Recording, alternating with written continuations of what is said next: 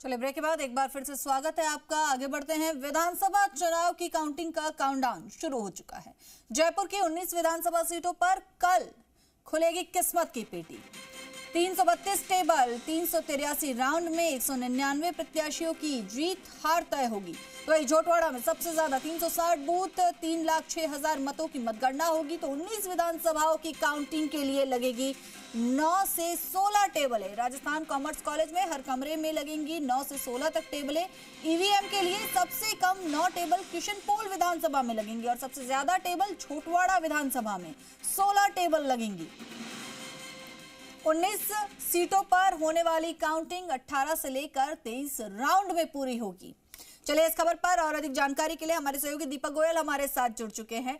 दीपक, कल को लेकर क्या कुछ तैयारी जयपुर की 19 विधानसभा सीटों पर देखी जा रही है?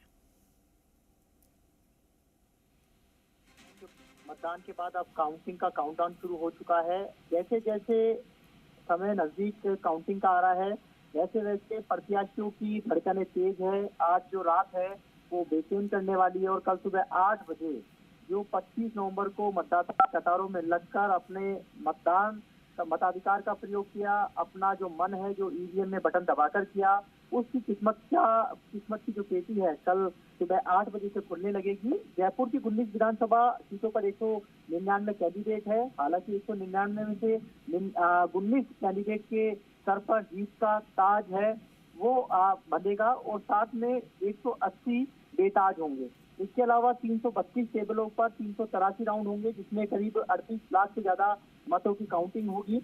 मतगणना के लिए दोनों कॉलेजों में 332 टेबल लगाई गई है, जिसमें 236 टेबलों पर ईवीएम में आए वोटों की काउंटिंग होगी। साथ में 96 टेबल पर पोस्टल बैलेट की काउंटिंग होगी।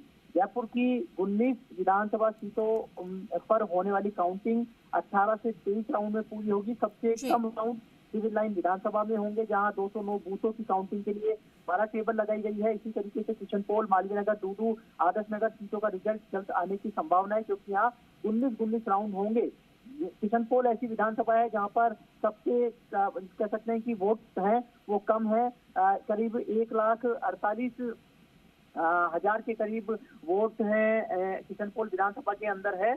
1,48,088 वोटों की गिनती होगी और इसमें 10 कैंडिडेट चुनावी 8 कैंडिडेट हैं चुनावी मैदान में है। तो ऐसे में किशनपोल का रिजल्ट जल्दी आ सकता है। इसके अलावा डूडू में कम प्रत्याशी हैं तो इसका भी रिजल्ट जल्दी आने की संभावना है। लेकिन झोटवाड़ा विधानसभा में 3 लाख से ज्यादा मतों की गणना होगी, सबसे ज्यादा बूथ है और बूथ के साथ में 23 राउंड में गणना होगी। तो 360 के लिए 16 टेबल लगाई गई हैं, 23 राउंड होंगे और इसकी तारीख से बगरू का रिजल्ट भी देरी से आएगा, क्योंकि यहाँ भी 23 राउंड होंगे। यानी कि बगरू और झोटवाड़ा ऐसी विधानसभा है जहाँ पर 23 राउंड में मतगणना होगी और सबसे कम सिविल लाइन में होगी। इसमें देखिए 38,34,000 ईवीएम से मतगणना होगी। इसके अलावा करीब 50,000 ऐसे डाक मत पत्र हैं जिन्होंने सर्विस वोटर्स हैं, होम वोटिंग के जरिए जिन्होंने दिव्यांग और कह सकते हैं कि बुजुर्ग है जिन्होंने घर बैठे मतदान किया है, 7,050 की करीब उनकी संख्या है। साथ में जो सरकारी कर्मचारी हैं जो दूसरे जिलों के अंदर नौकरी करते हैं या फिर जिन्होंने पोलिंग ड्यूटी में अपनी